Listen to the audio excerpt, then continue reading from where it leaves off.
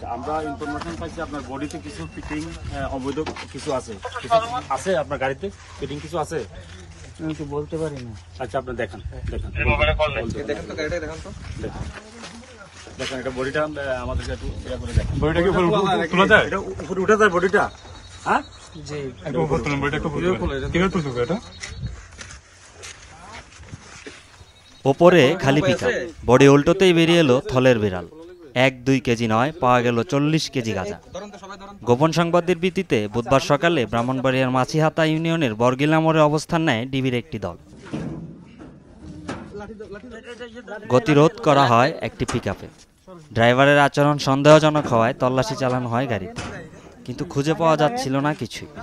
এক পর্যায়ে খোলা হয় গাড়িটির পেছনের অংশ। বডি উল্টোতেই পুলিশের চক্ষু চড়ক গাছ। ভেতরে থরে থরে সাজানো অবস্থায় পাওয়া যায় 1 মণ গাঁজা। এই ঘটনায় আটক করা হয় পিকআপ চালক নীরব মিয়াকে।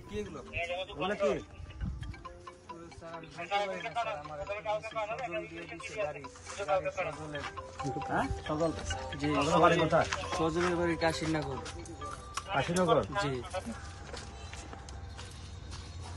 দেখেন সরি চেক করেন তাহলে। এই আমাদের ইয়াটা আনো তো, ওজন মাপার মেশিনটা আনো। ওই যে ওজন মাপার মেশিন। আচ্ছা দাঁড়াও দাঁড়াও।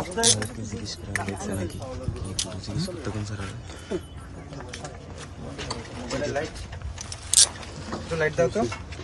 ওর কাছে মোবাইল লাইট দাও। আগে দিকে আসো, এদিকে আনো। এটা লাইট দাও তো।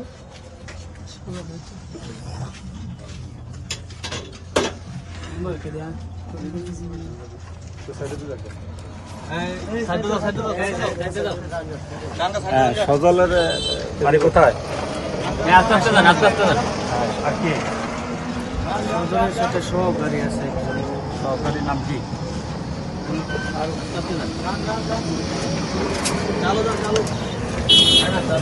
আচ্ছা এই তোমরা সবাই এদিকে আসো তো। এদিকে আসো আপনারা সবাই। আপনারা কি এই গ্রামের লোকজন? হ্যাঁ, বাড়ি কোথায় আপনাদের? বাড়ি কোথায়?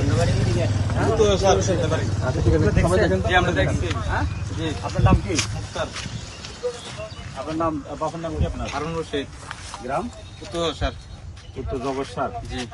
আপনার বাড়ি কোথায় হবে? বাদেশ্বরা। হ্যাঁ, বাদেশ্বরা। বাদেশ। আপনার নাম কি? নীলু মিয়া। আপনি কি করেন? আমি অটো চালাই। কত সালাম। আপনার নাম কি? এগুলো দেখছেন? হ্যাঁ, জি দেখছেন? জি আমরা নিজেই দেখলাম। আমার সাথে কে কে ছিল?